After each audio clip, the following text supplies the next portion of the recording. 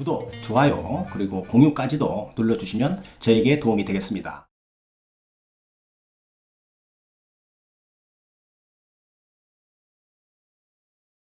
안녕하십니까. 언제나 새로운 소식, 유익한 정보, 그리고 확실한 결론까지로 교통사고 피해자에게 도움을 드리는 유국장 TV입니다.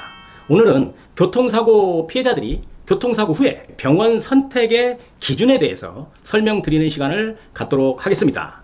시대의 흐름에 따라서 모든 것이 변화를 하듯이 병원에서 치료하는 기준이나 입원 기간 등도 예전과는 많은 변화가 생긴 것을 보면 그때그때 공부하고 준비하는 것 여러 번 강조해도 부족함이 없어 보입니다. 교통사고가 나면 골절이 없는 환자인 경우에는 사고 당시보다는 하루나 이틀이 지난 후부터 무척 몸이 아프게 될 수도 있고 또 그때서야 교통사고에 대해서 실감을 하게 되는 것입니다. 가끔 우리가 그 휴일에 과격한 운동을 한 후에 그 당일보다는 하룻밤 자고 나면 그 다음 날부터 온몸이 쑤시고 몸이 아픈 것처럼 교통사고도 비슷합니다. 2023년도부터는 입원 기준을 아주 까다롭게 병원에서 적용하기 때문에 입원이 필요한 피해자는 당일 아니면 그 다음 날에는 병원에 가서 입원을 해야 합니다. 만약 바쁜 일이 있어도 2, 3일 정도 지난 후에 병원에 가게 되면 병원에서 입원시켜주지 않는 것입니다. 이것이 예전과 달라진 병원의 입원 기준 현상입니다. 그런데 사고가 처음이고 교통사고 경험이 없는 일반인이라면 병원의 선택을 어떻게 할 것인가? 또 어느 병원으로 가야 하나 하고 고민을 할 수 있다는 것입니다. 사고 후에 병원 선택이 매우 중요한데요. 병원을 잘못 선택해서 교통사고 피해자가 불이익을 받고 그러고 난 후에 그때 후회를 하게 되면 그때는 늦습니다. 그래서 이 영상이 중요하다는 것입니다. 병원은 대체로 약 한 5가지 정도로 구분이 됩니다. 개인병원도 있겠고요. 그 다음에 전문병원, 한방병원, 또 종합병원, 또 대학병원 이렇게 구분이 되죠. 첫 번째로 개인병원입니다. 제가 설명드립니다. 내가 살고 있는 동네 조그마한 병원입니다. 무슨 정형외과, 무슨 한의원 이런 식이죠. 이런 병원은 의사가 대부분 한두 명 정도이고 그래서 우리가 개인병원이라고 합니다. 사실 이런 병원을 1차 의료기관이라고 하는데요. 진료를 하는 데에는 편리함과 신속성이 있는 병원입니다. 큰 종합병원이나 전문 병원에 비해서 신속하게 의사를 볼 수도 있고 절차가 좀 간편합니다. 이것은 개인병원의 장점일 것입니다. 개인병원은 보험회사의 눈치를 조금 보는 듯 합니다. 또한 만약 몸이 너무 아파서 원인 모를 그 아픔이 지속된다고 한다면 의사가 정밀검사를 하게 되는데요. 개인병원에 장비가 없죠. 어찌하겠어요? 개인병원과 연계된 진단 방사선과나 혹은 전문병원으로 MRI가 있는 그런 병원으로 앰뷸런스를 타고 가서 사진을 찍고 오는 이런 형태입니다. 그러면 이렇게 왔다 갔다 하는 그 자체만으로도 환자는 불편함이 있을 겁니다.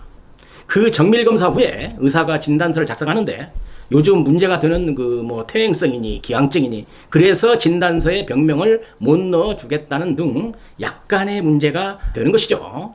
이것이 의사에게는 별 문제가 아니겠지만 교통사고 피해자에게는 아주 중요한 문제가 되는 것이고 이것이 추후 보험사와 합의금을 책정하는 데 있어서는 결정적인 역할을 한다는 것입니다. 그래서 병원 선택의 중요성이 아주 중요하다고 강조드리는 겁니다. 자, 다음은 또 전문병원에 대해서 좀 설명할게요. 규모가 약간 커진 예전의 정형외과라고 보시면 되겠습니다. 즉, 예전의 정형외과가 약간 기업화가 된 그런 병원으로 보면 정확합니다. 개인병원과 다른 점은 좀 규모가 좀 크죠. 그 다음에 개인병원에 비해서 의료 장비가 많습니다. 의사수도 좀 많고요. 정밀검사, 즉 MRI나 CT 등 고가 장비도 좀 가지고 있고 이런 개인병원과 다른 점이죠. 이런 전문병원의 장점은 교통사고 환자에게는 아주 도움이 되지 않겠나 이런 생각이 좀 듭니다. 굉장히 환자에게는 친절하면서 환자의 편에서도 의사가 이야기를 많이 해줍니다. 그것은 이 병원 설립 목적인 영리를 목적으로 하는 병원이기 때문입니다. 병원 크게 임대해서 직원들을 월급도 좀 주어가면서 임대료 내고 의사들 이익을 가져가려면 어쩔 수 없는 상황입니다. 그래서 교통사고 환자가 오면 잘해줍니다. 정밀검사도 좀 원하면 또 의사가 별로 거부하지 않고 잘 찍어줍니다. 대충 기왕증이 나와도 그것은 내 문제가 아니다. 외상과 질병은 환자와 보험회사와의 문제이니 하고 진단 병명도 곧잘 넣어줍니다. 교통사고 피해자에게만큼은 나쁜 것보다는 좋은 점이 많은 병원으로 저는 보여집니다. 물론 단점이 없는 것은 아닙니다. 이런 전문 병원은 장점도 있지만 단점도 있죠. 환자에게는 치명적일 수도 있으니 주의 깊게 들어보시기 바랍니다. 과잉진료입니다. 웬만한 문제가 있으면 무조건 수술부터 하려는 경향이 있습니다. 대표적인 것이 추간판 탈출증, 또 속칭 디스크죠. 어깨의 그 회전근개 파열, 또 무릎에 있는 그 십자인대, 이런 데 문제가 생기면 정밀검사 후에 수술을 권유하는 그런 경우가 타 병원에 비해서 좀 심하다. 이런 점은 좀 참고하시면 되겠습니다. 자, 세 번째인데요. 한방병원입니다. 언제부턴가 한의사가 병원의 수입 중에서 교통사고 환자가 효자 노릇을 한다는 것을 알게 되었습니다. 그걸 알게 된 한의원이나 한방병원이 교통사고 환자의 유치를 굉장히 관심을 갖게 된 것이죠. 예전에는 양방, 즉 정형외과나 종합병원에서만 교통사고 환자가 치료를 할 수 있었으나 국가에서 한방에서도 교통사고 환자를 동등하게 볼 수 있게 자동차 보험으로 적용해 주기 시작하면서 한의사들이 교통사고 환자가 한방병원의 큰 수입원이라는 것을 알게 된 것입니다. 그래서 포털 사이트를 통해서 대대적으로 홍보와 마케팅을 하기 시작했고, 또 한방병원이 대형화의 길을 가게 되는 것입니다. 교통사고 환자는 병원 선택의 기준이 넓어진 점도 있습니다. 근래에는 대형 체인화된 한방병원이 많아졌습니다. 이런 한방병원은 대규모 그 자금을 투입해서 병실의 그 어떤 고급화, 또 MRI나 CT 이런 고급 장비를 좀 갖추고 교통사고 환자의 유치와 또 치료에 전력을 하고 있는 게 현실입니다.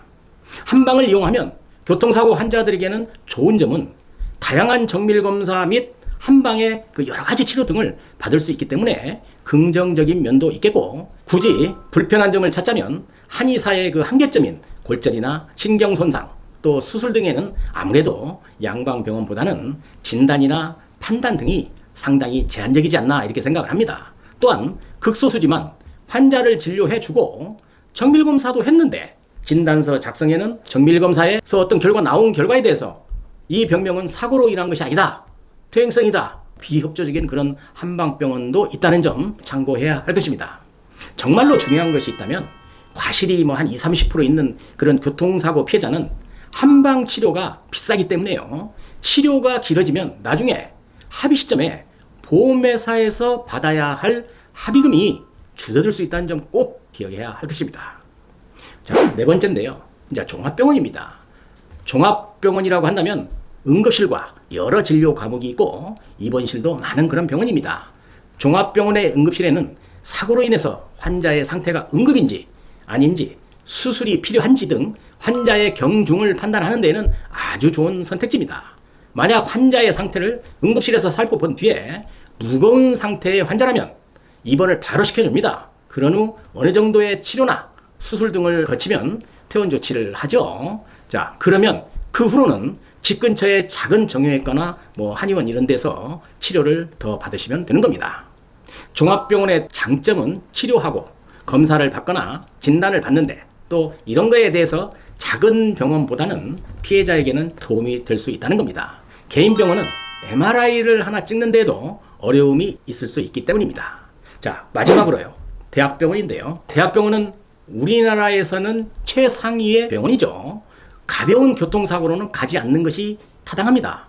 큰 교통사고로 인해서 수술적 치료가 필요할 경우에, 아니면 전문병원에서 혹은 정형외과 등에서 수술이 필요하다고 진단을 할 경우에 정말로 수술이 불가피한지를 대학병원 교수에게 한 번 더 체크한다는 차원에서 진료를 해볼 만한 그런 병원으로 생각하시면 정확합니다.